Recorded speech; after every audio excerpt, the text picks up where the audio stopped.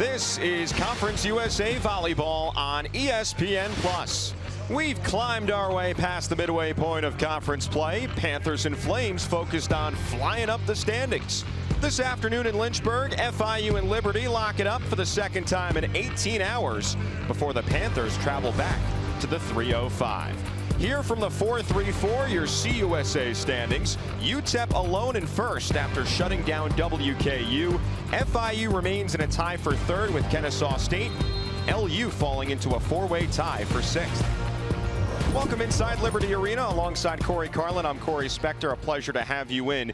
In yesterday's match between these two squads, all four sets, Coach, were decided by 5 points or fewer. What are you expecting this afternoon? Boy, last night was a knockdown, drag-out, heavyweight bout.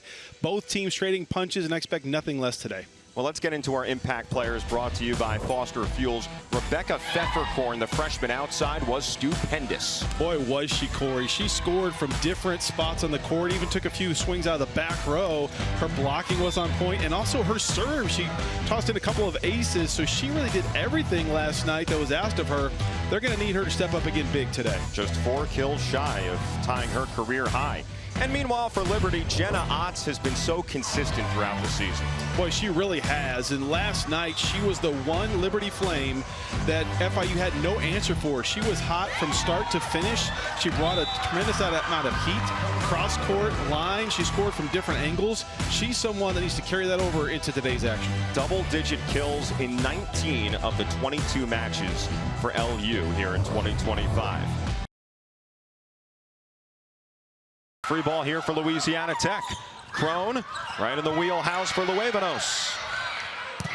Otts says enough. That's that meatball off the table, Corey. It just kind of dies all of a sudden, and you got to lunge forward. It's almost like a defensive mindset. You got to defend the serve, not just pass. Turkey meat, straight beef. What are we talking here? Let's go fried. Oh, okay. State fair's going on right now. Sure. Let's go. This could be trouble for Reed. Ran into a fan, but play continues. Dode. Barrier out of system. Booth waits for it and answers with a hammer. That was a butterfly with hiccups as it was knuckling down. Huckabee. O'Brien got hands on it, then crawls out of the way like she was in a bunker. Back set Cook. Pfefferkorn got it. Carlson, the team leader in assists last season, but has been overshadowed by the addition of the freshman beer wagon in the setting room. Luevanos took something off it. O'Brien in the back row. Richardson to Otts. We continue. They're out of system here. Stubing to Luevanos. Hall the disruption. Hurley. Again O'Brien with the dig, and Otts terminates.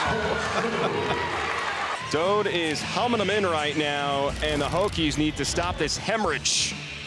Dode just absolutely flummoxing Fava. Timeout on the floor. Fava out of system, out of the break for Ranstead. Now UVA's got it. Booth with a beam right down the fairway.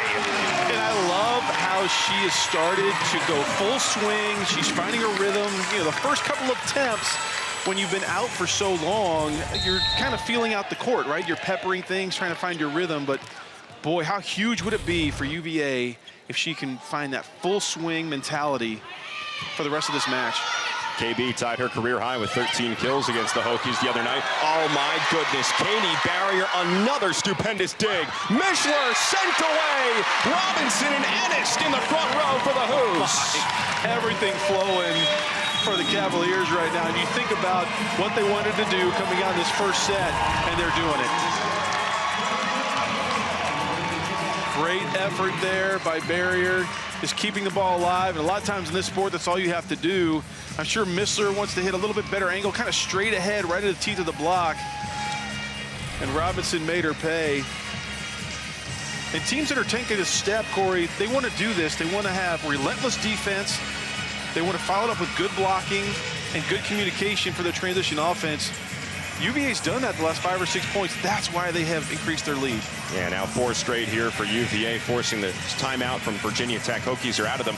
Jasmine Robinson, you have to feel so good for her. She's playing against her former team in Virginia Tech now for the 2nd time. She was with the Hokies for 4 years. And, you know, Shannon Wells, in her assessment of Jasmine's play the other night, she said, yeah, you could feel the nerves were there. She's trying to prove something. Should be a lot easier for her now in Charlottesville. You don't know as many people going to Blacksburg by comparison. And she's very excited to see what Jazz can do tonight. Yeah, I think good for her. It's having been a part of that myself as a coach, Corey, when you go against a former team that you're either on staff or as a player, you know, you want that match really bad. You kind of circle it, you know it's coming on the schedule, and the first one out of the gate, if you're playing twice, is always the more emotional. Now she's settled in, she's been there, she understands the magnitude of the match on both sides. Now you're on your home court, right? And you've already kind of had a practice run, so I'm sure she's much even-keeled today. And Shannon Wells has experience playing a former team of hers as well, and she was talking about that with us very early in her Virginia career. She went back to Florida, where she was a longtime assistant coach under Mary Wise, and she was saying, yeah, it was prickly for me because my nephew was one of the managers. Yeah, that's something you're going to talk about at Thanksgiving. 21-15 UVA. Hokies done for timeouts here in the first set. Brandalise gets it up for Hazelton. Right near the net. Point Virginia Tech. Ranstead running right into it. Yeah, it was very unfortunate. I thought, you know, Barry had a great serve. You get him out of system right out of the gate, and you got to defend that on the back end. If you're going to work hard to get a team out of system, and it's about following up with your defense. Virginia Tech, though, still hitting in the negatives. Now they commit an error on serve. So Ranstead comes out, and replacement here is Elizabeth Aylward, the junior outside from Nashville.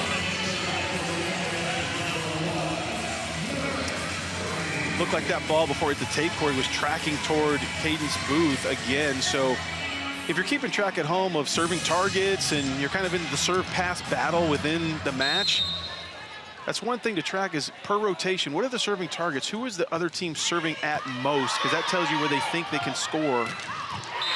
So far, Cadence Booth has been the recipient of a ton coming her way.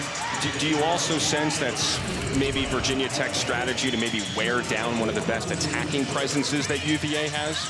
That definitely plays into that strategy, of course. If you have a 6 rotation player, make her receive a ton of volleyballs and try to wear her down, especially if you're anticipating, like recent history has showed us, these matches can go 5. Yeah. And so if you're contacting the ball 100, 150 times, that takes a toll. 5 of the last 8 meetings between these two have gone the distance. That's a fortuitous tickle off the tape. And Mishler will take it. Yeah, just like you draw it up, going for those net clippers. Virginia Tech would love nothing more than to get some service pressure here, get a couple of balls to bounce their way. That's a tough one there for the Hokies. Virginia Tech has always been a very aggressive serving team. That's always been part of the DNA of Marcy Byers. In fact, they're second in the conference in aces. That's a part of their game that's a staple they want to hang their hat on. Miami, the only team averaging more aces per set this season. Virginia 2 points away from taking the first, which they have not done all that often this year, but we'll put a pin in that conversation. Hokies trail by 4. Yeah, definitely Reagan Ennis wants that swing back. She saw that the left front zone was open, just couldn't get a good connection there. I would not be shocked if they set her again right away. Well, Ennis was, of course, busy against the Hokies on Wednesday, but even busier in the 5th set, had 6 kills of the 15 points. And now it's set point for UVA here at home. Now we're well into the season now where teams have started to identify and carve out roles for their players. You know who the horse is going to be in certain situations depending on the rotation, and you know who you trust to get the ball, and she's proven to be one of those players. Kate Johnson is in, she serves, and it's an ace. Oh. How about that? Johnson called off the bench, delivers for the Hoos. Virginia wins the first set by half a dozen points. Excellent start here for UVA as the Cavaliers win the first set for just the 5th time this season. Here at John Paul Jones Arena, the second set coming up after this.